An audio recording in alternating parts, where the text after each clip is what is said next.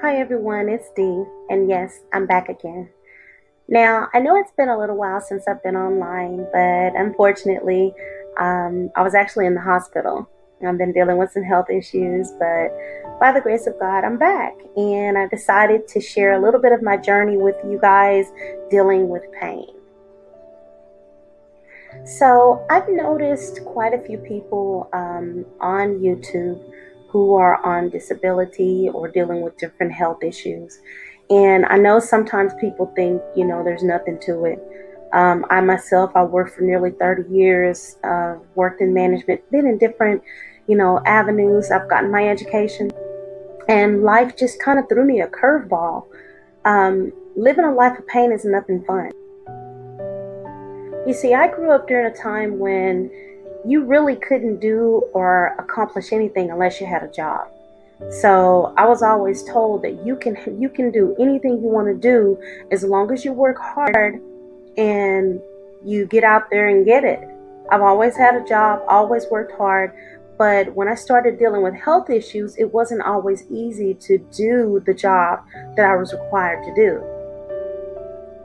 As a member of a team and often a leader of a team, it's hard to tell someone, okay, you need to make sure you come to work on time, or you need to make sure you come to work, period, when you're experiencing issues yourself. Often I would show up to work 1 hour early and I would be in miserable pain. Nobody knew it because it wasn't their fault, but that's the life I lived while I was working. Basically, I had two jobs. I went to school full time and I was a mother and wife. I lived for the challenge of balancing work, life, and just my own personal time. Even though it was difficult, because most of the time I was in pain, I did it because I loved what I was doing. The problem was when the pain became too much, everything began to fall apart. Even the Bible says, what does it profit a man to gain the whole world but lose his immortal soul? Now, when I think about that now, that makes a whole lot of sense because, you know, I was out there working two jobs, going to school full time, doing so much, chasing a dollar, trying to make sure I had everything I needed to be successful. I didn't realize that one day all of that was going to come crashing down. What do you do when you wake up and you can't move? You can't stand. You're in pain so terrible it makes you cry. What do you do when you hit a brick wall and everything you worked so hard for comes to a screeching halt? Everything comes to a stop. Finally, you decide to go to a doctor because you're in so much pain and you've overlooked that pain for so many years. And the doctor tells you, oh, there's nothing wrong. But you know there's something wrong because you feel the pain.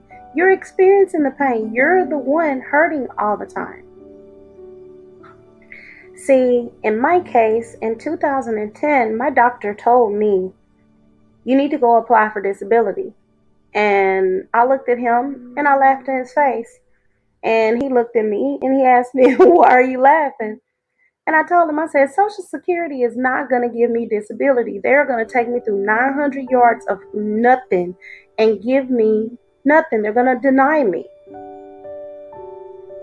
After all the taxes I paid into the system since 1987, I already knew. I've watched other people go through the disability process, people who have worked their whole lives, people who have dang near killed themselves trying to provide for their families and actually needed disability and watched them be denied. I wasn't going to take myself through that process. You see, the government doesn't want you to know the truth.